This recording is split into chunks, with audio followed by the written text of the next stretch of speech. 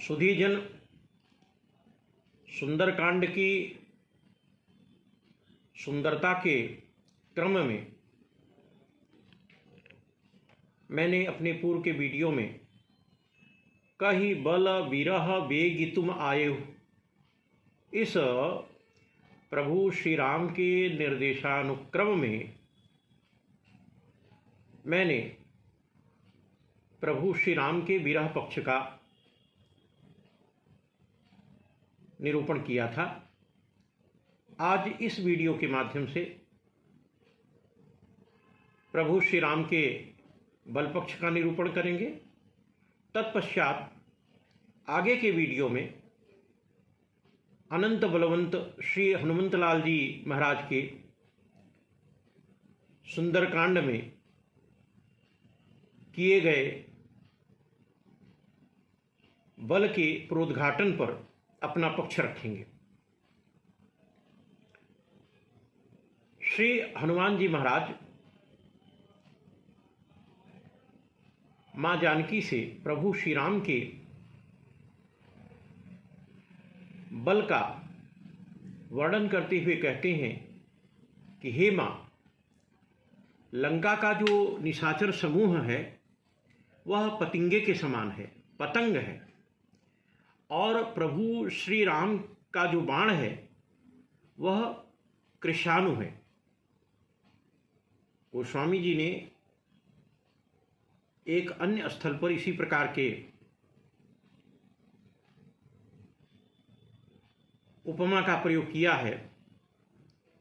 दीप शिखा इव जुवती तन मन जनी होसी पतंग। वहाँ पर युवती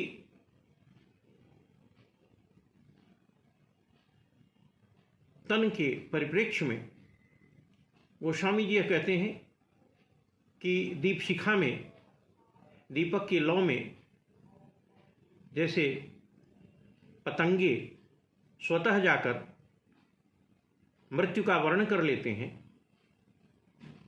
वैसे ही यह लंका का जो निशाचर समूह है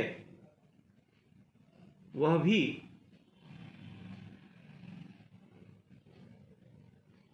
स्वतः आत्महंता के रूप में दिखलाई पड़ेगा। यहाँ पर गोस्वामी तुलसीदास जी दीप शिखा का प्रयोग नहीं करते, बल्कि प्रभु श्री राम के बाणों को कृशाणु बताते हैं। कारण यह है कि कभी कभी जब समूह में पतंगे दीप शिखा में पड़ते हैं तो दीपक के बुझने की भी संभावना रहती है, किंतु यहाँ जो निशाचरों का समूह है वह प्रभु श्री राम के कृशाणु रूपी बाणों में दग्ध हो जाएगा। कृशाणु पवन से उद्दीप्त होता है और भी प्रज्वलित होता है, बुझता नहीं है।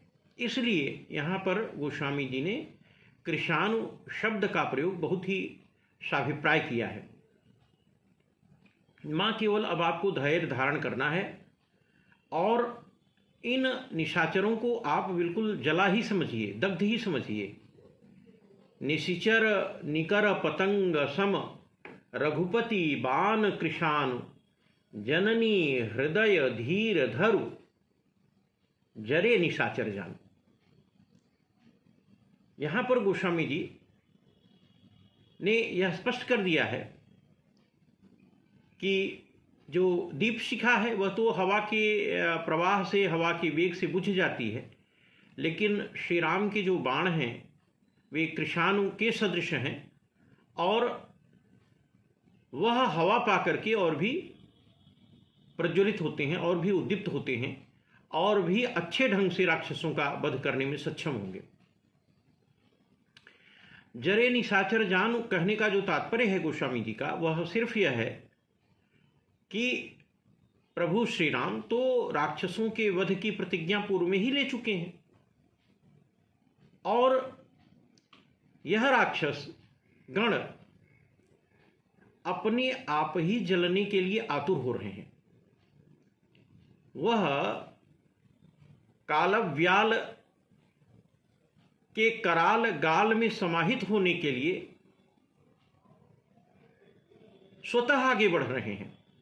और गोस्वामी जी ने बड़ा ही सूक्ष्म रहस्यात्मक चित्रण किया है कि शूर्पणखा स्वयं पंचवटी में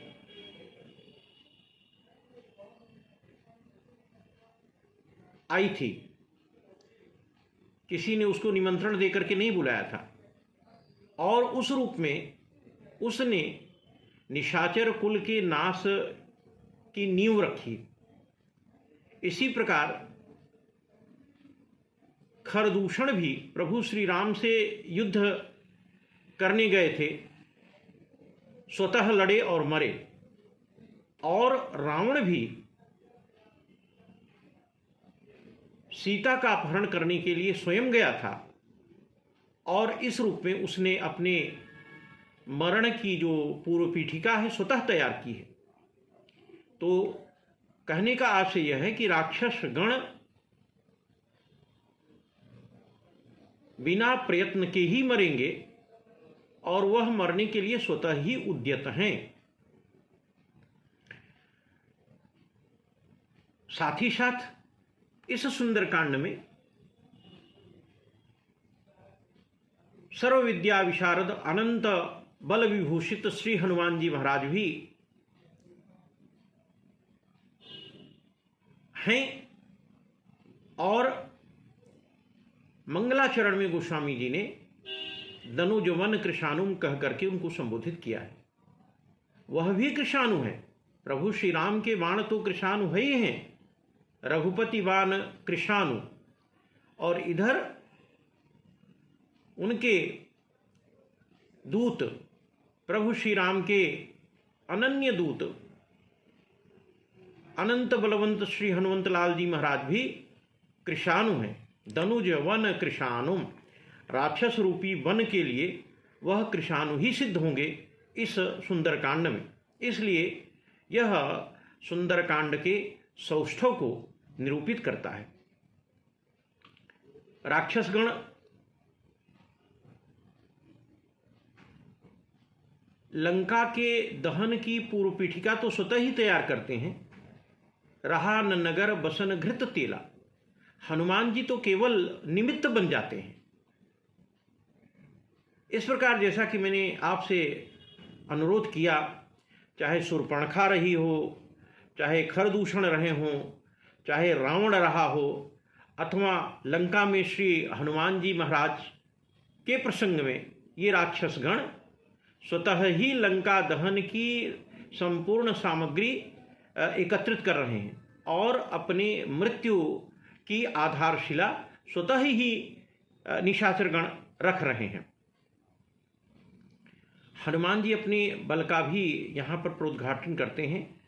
हालांकि उनके बल पक्ष पर मैं अलग से सविस्तरेण अगले वीडियो में चर्चा करूँगा, किंतु उसकी एक झलक, एक ग्लिम्स मैं जरूर यहाँ पर आपके समक्ष रखना चाहता हूँ।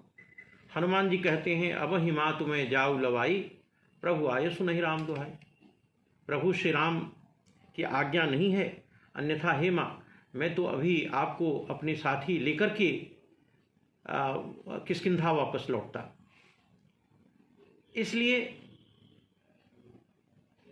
हे माँ कछुक दिवस जननी धरधीरा, थोड़े ही समय की बात है माँ, कुछ दिन के लिए, 2-4 दिन के लिए आप समय प्रदान करें और अपने मन में धीरज रखें, साहस रखें, उद्विग्न मनस्तप्त न रहें। और कपिन सहित अहीं रघुवीरा, जाम्बवान जी ने पहले ही कह दिया है कि कपिसेन संग संहारी निश्चय, कपिन सहित अहीं रघुवीरा। यहाँ भी एक रहस्य है, ज़्यादा समय नहीं लगेगा माँ। मैं लंका से गया नहीं कि प्रभु श्री राम उधर से आए नहीं, इसलिए आप अपने मन में केवल 2-4 दिन का धैर्य धारण करें। इसी बीच प्रभु श्री राम आएंगे और कपियों के साथ आएंगे। और कपियों के साथ इसलिए आएंगे क्योंकि राक्षस राज रावण ने तो यह वरदान ही मांगा था कि मनुष्य और बंदरों से मुझे कोई दिक्कत नहीं है, बाकी और अन्य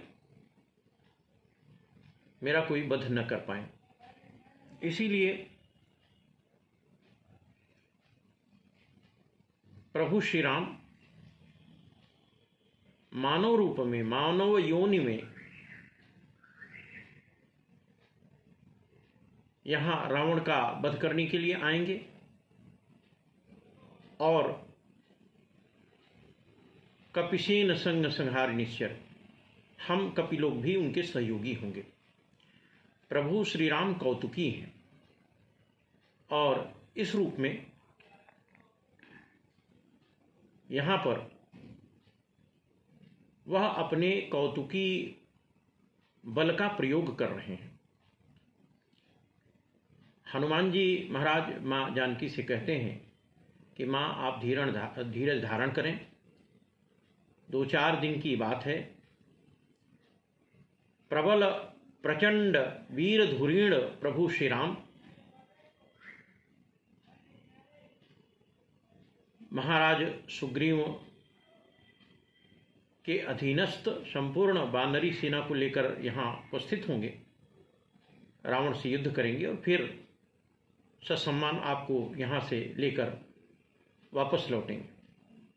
इसलिए माँ तदा श्वशी ही भद्रम ते भव त्वं कालकांक्षिणी, इसलिए आप आश्वस्त हों और अपने अंदर धैर्य धारण करें। मिलहिंगे कपि भालु दल संग, जननी उर धरि धीर। कितने दिन में? बांधि बारिधि साधि रिपु, दिनचारी में 2 वीर। मिलहिंगे कपि भालु दल संग, जननी उर धर धीर। गीतावली में गोस्वामी तुलसीदास जी ऐसा निरूपित करते हैं। श्री हनुमान जी महाराज माँ जानकी से यह भी कहते हैं कि माँ निश्चर मारी तो ही लय जही, तिहुपुर नारद आदि जिसको हैं। आप धैर्य धारण करें, राक्षसों का वध करके प्रभु श्री राम आपको लेकर के वापस प्रत्यावर्तित होंगे। हनुमान जी के इस प्रकार के कथनों को सुनने के उपरांत भी अभी माँ के मन में एक संदेह है, मन में एक किंचित संदेह है कि क्या प्रभु श्री राम इन बंदरों के सहयोग से रावण का वध करने में सक्षम होंगे। ये बंदर भट्ट सुभट महाभट्ट राक्षसों के समक्ष कितने बलवान सिद्ध होंगे। पुनश्च प्रभु श्री राम तो स्वयं शक्तिशाली हैं, फिर कपियों के सहयोग लेने का मन में भाव उनके कैसे आया और क्यों आया? कहीं वह मन से कमजोर तो नहीं पड़ रहे हैं? इस प्रकार का एक संदेह माँ जानकी के मन में उत्पन्न होता है और उस संदेह का निवारण करने के लिए हनुमान जी तत्काल कनक भूधराकार शरीरा समर भयंकर अति बलवीरा, एक विशाल तेजो दीप्त सुमेरु की भांति आभापूर्ण स्वरूप अपना प्रकट करते हैं। विशाल शरीर, समर भयंकर, जो रणांगण के लिए अत्यंत ही भयकारी है, अत्यंत बलिष्ठ स्वरूप और विकराल स्वरूप हनुमान जी अपना प्रकट करते हैं। और उसे देखकर माँ जानकी के मन का संदेह फिर दूर हो गया। सीता मन भरोस तब भयो, जहाँ सीता जी के मन में अभी एक संदेह था, उस संदेह का निवारण हनुमान जी ने महिमावान स्वरूप का प्रदर्शन करके दूर कर दिया है। सीता मन भरोस तव भयऊ पुनि लघु रूप पवन सुत लयऊ। इस प्रकार सीता जी के मन में यह प्रबोध हो जाता है कि निश्चिततः इन बंदरों की सेना के साथ प्रभु श्री राम रावण का वध करने में सक्षम होंगे।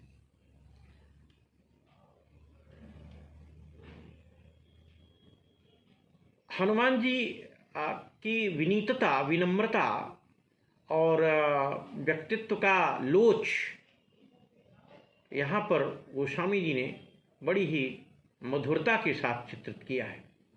गोस्वामी जी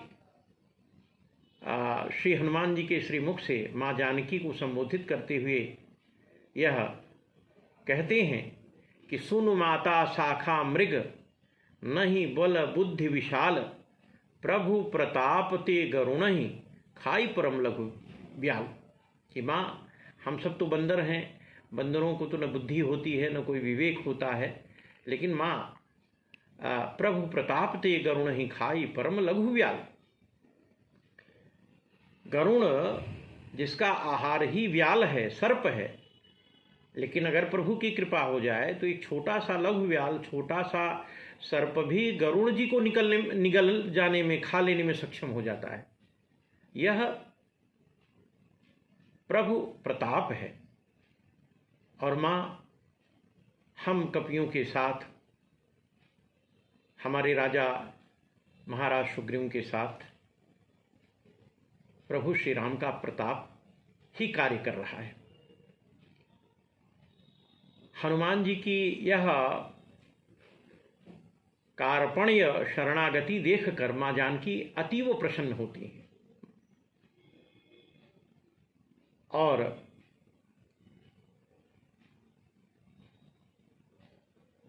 हनुमान जी की विनम्रता, बुद्धिमत्ता, बलिष्ठता, शक्ति, शौर्य, साहस देखकर अत्यंत ही धैर्यवान हो जाती हैं माँ जानकी। फिर हनुमान जी ने आदिहूँ ते सब कथा सुनाई।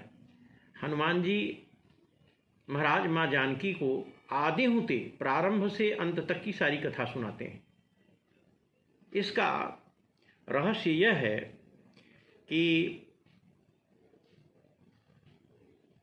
बालकांड, अयोध्या कांड और अरण्य कांड तक की कथा तो माँ जानकी ने स्वतः देखा है, उसका भी उल्लेख श्री हनुमान जी माँ जानकी के समक्ष करते हैं। और पुनः किष्किंधा कांड की कथा जानने के लिए जो जिज्ञासा प्रकट हुई है वह माँ जानकी ने ही प्रकट की है। नर बानर ही संघ कहु कैसे, वानराणाम नराणाम च, किस प्रकार से दोनों में मित्रता हुई। फिर किष्किंधा की पूरी कथा हनुमान जी सुनाते हैं और बालकांड, अयोध्या कांड, अरण्य कांड, किष्किंधा कांड की कथा का संक्षेप में समापन करने के उपरांत हनुमान जी यह भी कहते हैं कि माँ आगे की जो कथा है वह भी मैं सुना देता हूँ कि प्रभु श्री राम निशिचर मारी तो ही ले जाइए। यह लंका कांड की कथा हो गई। श्री हनुमान जी लंका कांड तक की कथा सुनाने के उपरांत फिर तिहुपुर नारदादि जसु गई हैं के रूप में उत्तरकांड की भी कथा सुना दी है। सुंदरकांड की कथा का क्रम तो दोनों के मध्य चल ही रहा है। इस प्रकार श्री हनुमान जी ने माँ जानकी को आदि होते सब कथा सुनाई, अर्थात बालकांड, अयोध्या कांड, अरण्य कांड, किष्किंधा कांड, सुंदरकांड लंका कांड और उत्तर कांड की संपूर्ण कथा को समग्रता के साथ यहाँ इंगित कर दिया है। इस प्रकार से संपूर्ण राम कथा को आदि से लेकर के अंत तक हनुमान जी ने माँ जानकी के समक्ष रख दिया है। इस सुंदरकांड की सुंदरता के प्रसंग में आप यह भी देख सकते हैं कि श्री हनुमान जी ने यहाँ पर कुल 6 कार्य किए हैं। प्रथम, माँ जानकी को मुद्रिका देना। दूसरा, रामचंद्र गुण वर्णई लागा, श्री राम जी का गुणानुवाद करना। तीसरा, आदिहुते पुण्य कथा सुनाई, पूरी कथा को माँ जानकी के समक्ष रखना।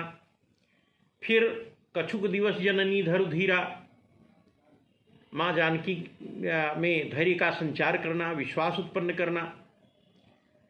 और प्रभु श्री राम का संदेश सुनाना तथा रावण वध को संकेतित कर देना, निशाचरों के वध को रघुपति वानु कृशान कह करके ध्वनित कर देना। यह 6 कार्य श्री हनुमान जी महाराज ने माँ जानकी को बताए हैं, सुनाए हैं। और यह 6 कार्य उन्होंने सुंदरकांड में बड़ी सुघराई के साथ किया है। इन हनुमान जी के दिव्य कृत्यों से प्रसन्न होकर के माँ जानकी ने भी श्री हनुमान जी को 6 वरदान दिए हैं। यह एक रहस्यात्मक पक्ष है सुंदरकांड का। और वे 6 वरदान हैं: अजर होना, अमर होना, बलवान होना, शीलवान होना,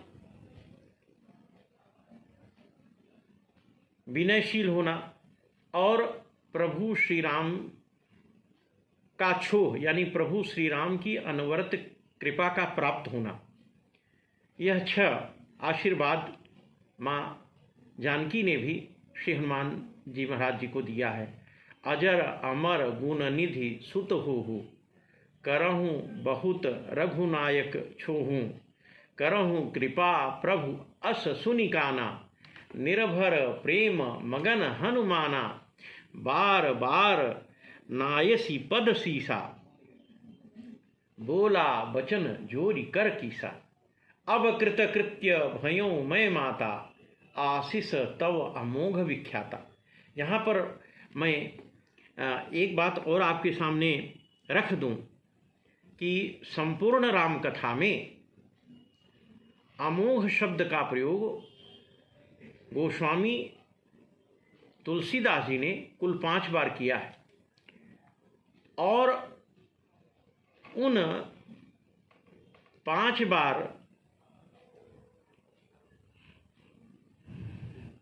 प्रयुक्त अमोघ में से 3 बार उस अमोघ शब्द का प्रयोग केवल और केवल सुंदरकांड में हुआ है, जो सुंदरकांड की सुंदरता का परिचायक है। क्योंकि माँ जानकी आशीर्वाद देती हैं, माँ तो आदिशक्ति हैं, आदिशक्ति जही जग उपजाया, और वह माँ आशीर्वाद देती हैं श्री हनुमान जी महाराज को कि आशीष तव अमोघ विख्याता। आदिशक्ति का जो आशीर्वाद है वह वेदों में विख्यात है, इसलिए यह आशीर्वाद कभी गलत सिद्ध हो ही नहीं सकता, अमोघ है। और सुंदरकांड में अमोघ शब्द का जो 3 बार प्रयोग गोस्वामी तुलसीदास जी ने किया है, वह सुंदरकांड के सौष्ठव के निरूपण के क्रम में ही किया है। आप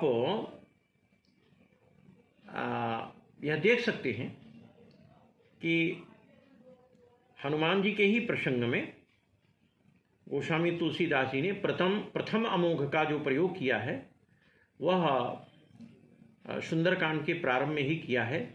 जिमि अमोघ रघुपति कर बाना। इसी प्रकार दूसरे अमोघ का प्रयोग मां जानकी ने किया है।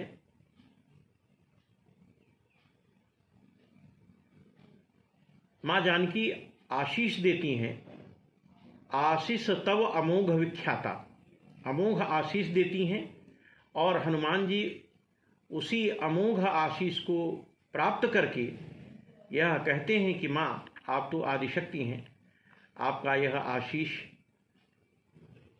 अमोघ आशीष मुझे प्राप्त हो गया है, इसलिए अब मैं कृतकृत्य हो गया हूँ, अब मुझे अब कुछ नहीं चाहिए माँ, मैं बिल्कुल मगन हो चुका हूँ, कृतकृत्य हो चुका हूँ, मेरे जीवन की सार्थकता सिद्ध हो गई है माँ। और इसी प्रकार से तीसरे अमोघ शब्द का प्रयोग प्रभु श्री राम ने इसी सुंदरकांड में किया है। मोर दरस अमोघ जग माही।